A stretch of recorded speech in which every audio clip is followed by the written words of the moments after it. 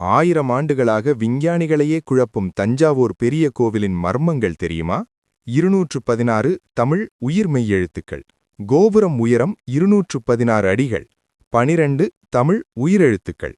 கோவில் சிவலிங்கம் 12 அடிகள். 18 தமிழ் மெய்யெழுத்துக்கள். சிவலிங்க பீடம் 18 அடிகள்.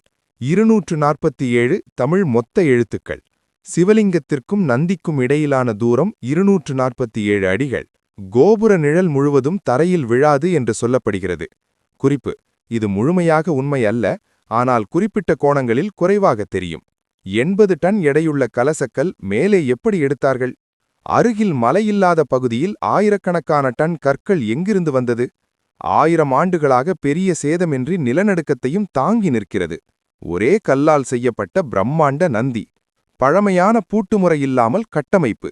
இது சும்மா கோயின்சிடன்ஸ் அல்ல, இது தமிழரின் அறிவியல் சிந்தனை. நாம் பேசும் ஒவ்வொரு தமிழ் எழுத்திலும் தஞ்சாவூர் கோவில் இருக்கிறது. இந்த விஷயங்களில் உங்களை சர்ப்ரைஸ் பண்ணது எது?